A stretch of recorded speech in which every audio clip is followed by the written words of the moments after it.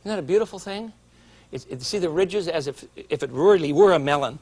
And it's very, very tender. And you simply slice it up and serve it on a piece of toast or on a cracker. It's great for a meal with a little bit of red wine, white wine, excuse me. It would be better with avocado and chicken. A little bit of white wine and a nice green salad. No green wine, please.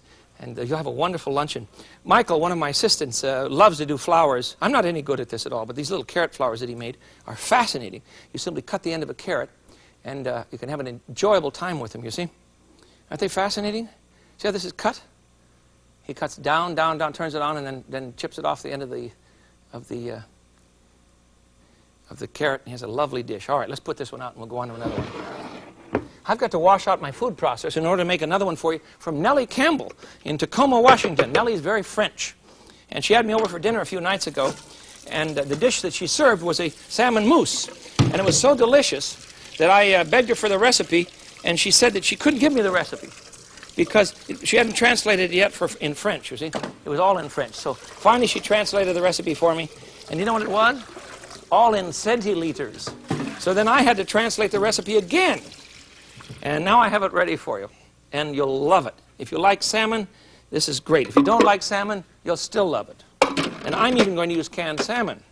In Seattle or Tacoma, where I live, that's a mark of a heretical character. That's a plot, you see. You would never use canned salmon. But here we're going to.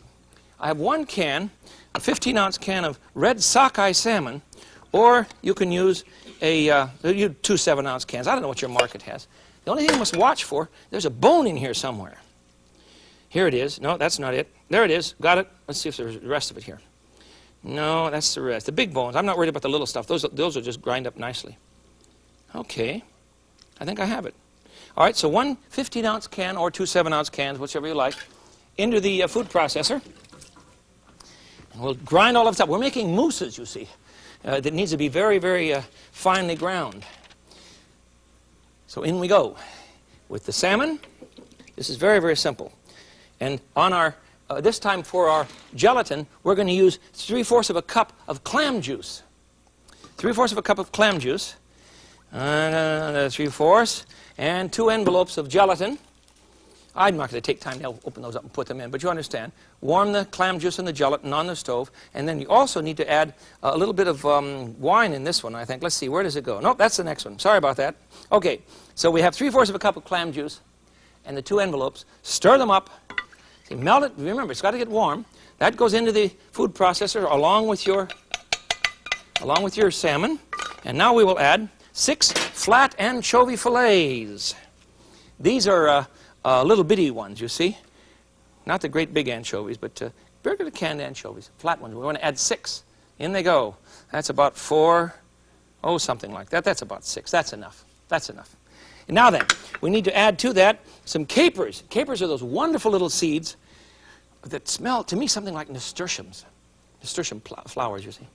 Okay, there we go. A couple of green onions chopped.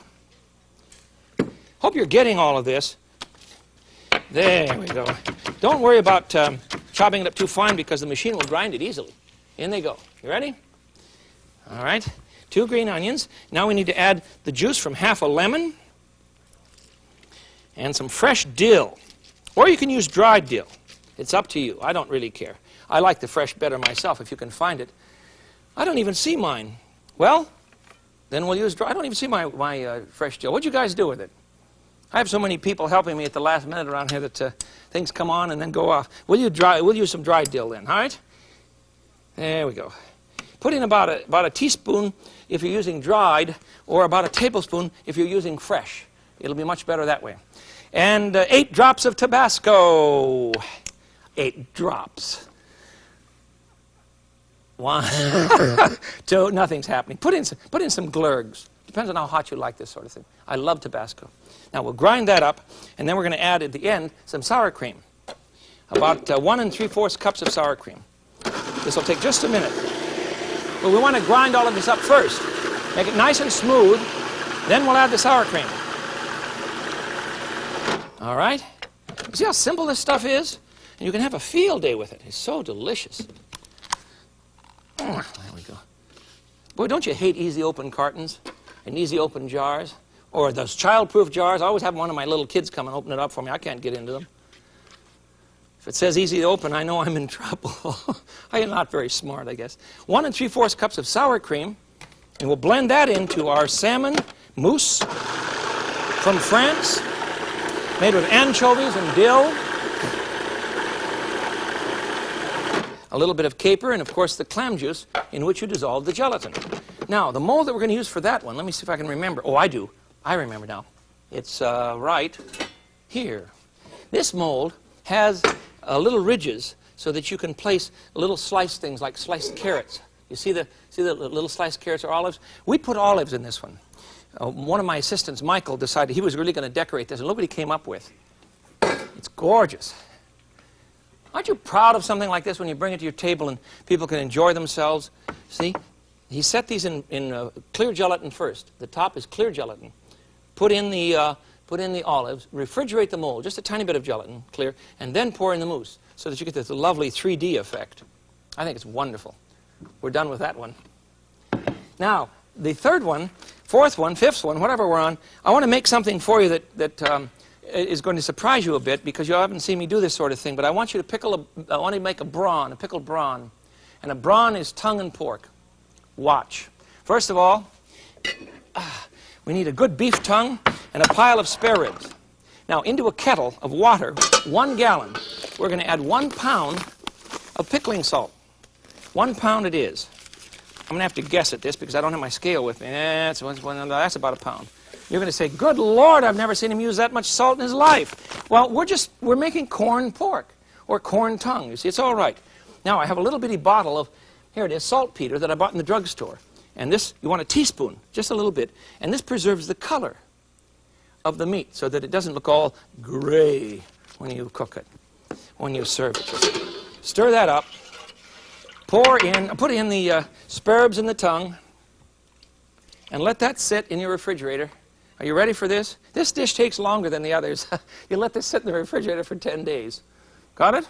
At the end of the 10 days, you take it out of the refrigerator, rinse off the meat so that you've gotten rid of most of the salt, although it has absorbed some salt, and it'll keep its color, and 10 days are fine. 8 to 10 days in the refrigerator. It's perfectly fresh and good.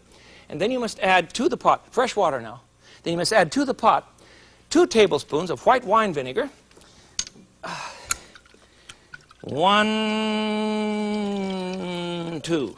Now, you see me pouring this into the brine. I'm doing that only because I don't have time to change everything. But understand, you want to have fresh water in here. And then we're going to add some whole allspice berries.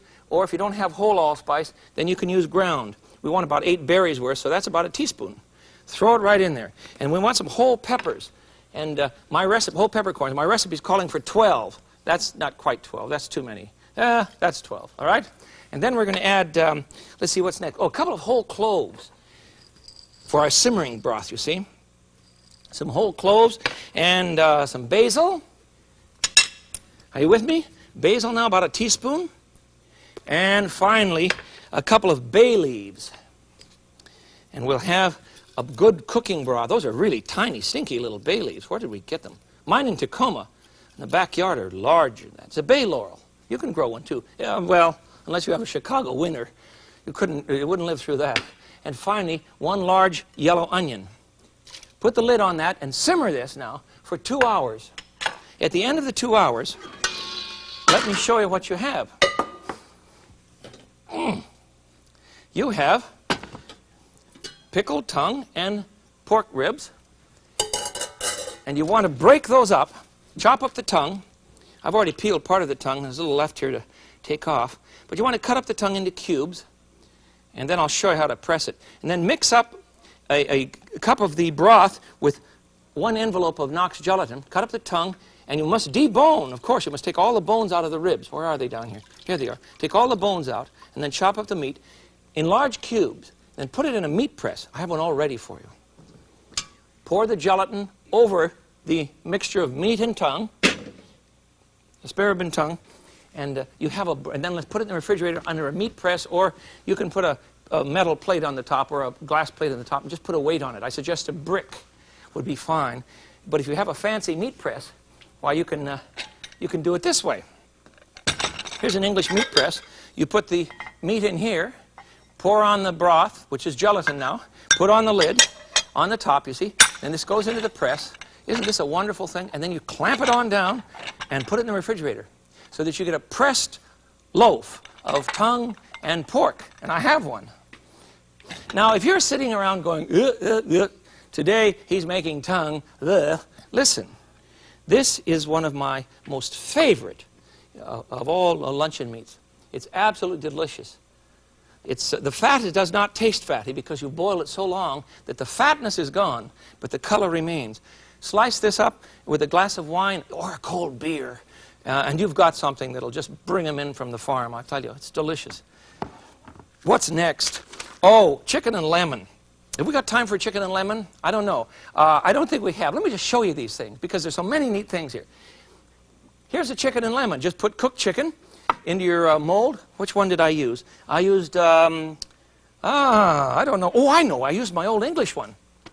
Where did I put him? Here he is. Use this old English one to get a chicken and lemon, just lemon juice along with your stock and the envelope of gelatin and chicken so that you can slice this up. It's simply cold chicken and gelatin, but it has a wonderful flavor and it's great for entertaining. Now then, we go on to another. I have these all over the place. Here are some interesting things that we've done with leftovers from the refrigerator. I swear to God that I just cleaned things out of the refrigerator the other day, mixed them up in a bowl with some gelatin, and we put some mushrooms in the mold with them, and away we go. It's chopped pork and chopped Italian sausage, a little bit of sour cream. It makes a wonderful luncheon loaf. And finally, the ice cream that I promised you. I think we're to that. Yes, we are. Let me get it out of the refrigerator, out of the freezer, really. I've packed the mold. Here it is. Oh, boy, that's cold. Let's hope I can get this out, huh? If not, well, we'll see. We'll just see. There it is. It'll sit for just a second in hot water, and then we'll take it out of the mold. I hope. That should do us. One more second here. The point behind molded meals, you see, are to, one, convenience for you, of course, but secondly, and most importantly, they're very attractive, and you'll have a good time with them. Let's see if I can get this out now. Get the water off of it. We don't want that on our plate. And out it comes. We'll see. Come on, please come out. Tune in next week for our next exciting episode of The Molded Meal. Today, I have tried to prepare for you. Everything else came out. Really, I'm hurrying too much on this. It'll work for you. Trust me. Trust me. I prepared for you molded meals, lemon and chicken, beautiful salmon mousse, a brawn from England, and a lovely mold of chicken and avocado. Mold your life and have a good time. That's the point of entertaining. Enjoy your guests and relax when they come. So mold the whole works and enjoy. This is the Frugal Gourmet. Until I see you again, I bid you peace.